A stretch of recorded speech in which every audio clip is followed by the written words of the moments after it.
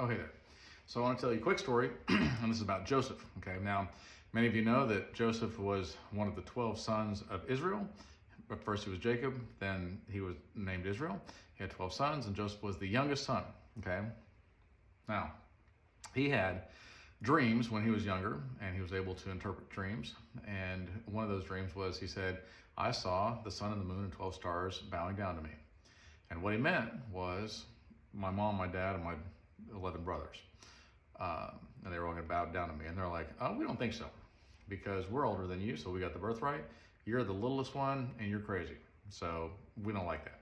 So what do they do about this? Were they like, hey, don't do that because that's not nice? Maybe for a while. But then they decided, you know what we got to do? We got to kill him. We got to kill our brother. And so they prepared to do that. They took him out, and they were like, we're going to kill this animal. And we're going to take his blood and put it all over Joseph's coat of many colors and take it back to dad and be like, he must be dead. We don't know. We didn't find a body or anything.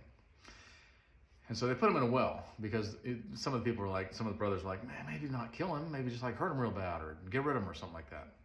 And so they put him in this well and they're trying to discuss it when all of a sudden some slave traders pass by.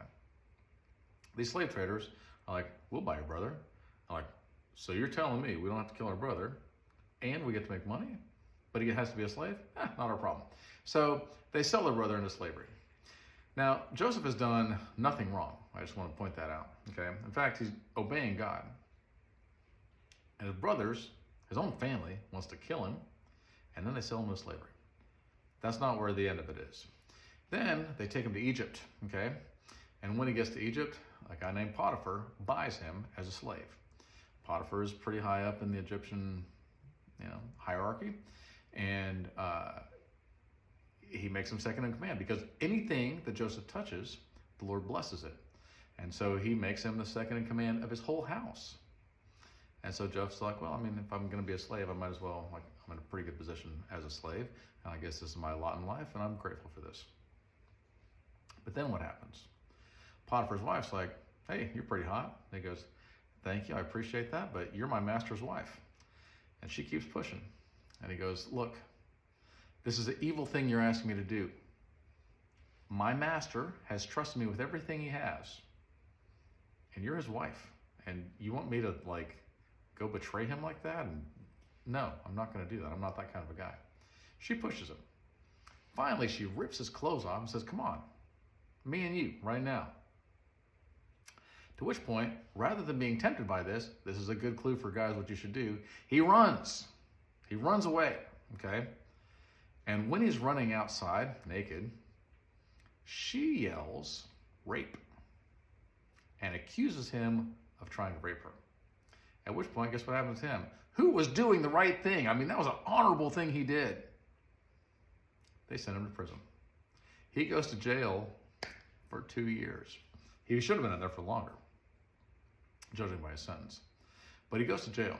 Guess what happens when he's in jail? He becomes a trustee, and he becomes second in command of the jail. They're like, leave it to Joseph. He can take care of it. He's smarter than we are. He's better than we are. He's more efficient than we are. We like him. He's still going to be in jail, though. So while he's there, the king's cupbearer and the king's baker are in prison as well, for whatever reason. While they're there, they have dreams. And they're like, we heard that you interpret dreams. He goes, yeah, I do. And they're like, so interpret our dreams. And he goes, I will, under one condition. When you get out, which you will, and you're welcome, remember me. I'm in here wrongly. And they're like, oh yeah, no problem. We'll remember you, absolutely. Just whatever you say, just get us out of here. And so, he interprets their dreams, and sure enough, they do get out. And guess what they do immediately? Joseph, who? They completely forget about him, okay? Not a nice thing to do. Then, Pharaoh. In case you don't know, Pharaoh would be the king of Egypt, all right, the highest up, and worshipped as a god, basically. He has some disturbing dreams. And he comes to all of his magicians and all of his sorcerers. And as we know, Egypt is known for this stuff, okay? They were pretty big into it. And he brings them all together and he says, I need you guys to interpret my dream. And they're like, absolutely. Tell us the dream, we'll interpret it. And he goes, no, I think you guys are a bunch of phonies. And I'll tell you what, you need to tell me what my dream is and then interpret it. And they're all like, the jig is up. And so they're like, but King, Pharaoh, nobody can do that. Like, that's impossible. Humans can't do that. And he goes, then you're all lying to me. You're all just trying to bamboozle me. I'm not interested in that at all. I'll tell you what, I'm gonna give you guys a couple days. If you don't get it right, I'm killing all y'alls. And that's the accent that he used and everything. And they're all like, mm-hmm. And so they're all like, how in the world are we gonna do? What are we gonna do about this? And somebody talks to the cupbearer and the baker, and they go, oh, Joseph's in jail, but he interprets dreams. And they're like,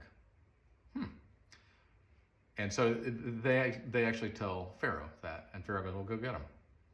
Well, he's in jail. He's like, I'm the Pharaoh. Just go get the guy out of jail, whatever.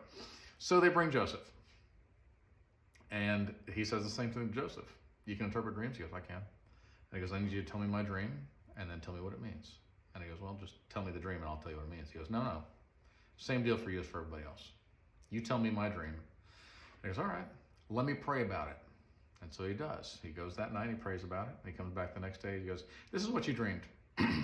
You dreamed that there was 7 fat cows, and they got eaten up by 7 skinny cows. And he goes, how did you know that? He goes, God showed it to me. And you dreamed that there was 7 full sheaves of wheat. We don't use those terms very often. And 7 skinny ones came and ate them up. And he goes, that's exactly what I dreamed. What does that mean? It's driving me nuts.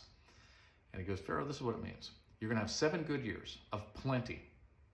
And then you're going to have 7 years of famine like the world has never seen. And he's like, oh, well, what should I do about it? And he goes, you need to, in these 7 years of plenty, you need to build silos and store up as much food as you can, because you're going to need it for those 7 years of famine. And he goes, tell you what, Joseph, you're not in prison anymore. Congratulations. You're now the second in command of all of Egypt. And he's like, well, I got a task at hand. Let's do this thing. And he does. And because of that, everybody around during this famine came to Egypt and said, we'll give you anything we've got. We are starving to death. You want our land? You want our cattle? You want our wives? You want our gold? What do you want? We'll give it to you. We are starving and we're going to die and we're going to have nothing. Take it all. Which is why Egypt became the first major empire, okay? Which is interesting. While all this is happening, Joseph's brothers, the first time, come back, and then eventually his brothers and his father and his mother. And they all come down and they bow to him, and they say, this is what we brought. He knows who they are, but they don't know who he is, because now he looks Egyptian, okay? Wearing Egyptian clothing and whatever, but he's like, that's my brothers and whatever. Who then, just like he had prophesied, bowed down to him. Now this is the important part, because there's a couple important parts. He has the opportunity to refuse them, to call them out on what they did, to persecute them, to kill them. I mean, he has the power to do any of that stuff as his vengeance. And this is what he chooses to say. And this is one more time where I just think forgiveness is so important. He says, what you meant for evil, God meant for good. God brought me here through the evil things that you did and other people did. I got accused of rape. I went to prison. I was made a slave. You almost killed me. All these things were bad when I was doing the right thing. But what you meant for evil, God used for good. And because of that, he was able to help save the entire known world at the time and make the first world empire, Egypt, okay, which later on enslaved the Jews, but that was 400 years later, okay. Let's focus on this part right now, and that is how important it is, because I feel like there are a lot of times where I could look at my life and say, this person did this thing to me which cost me dearly.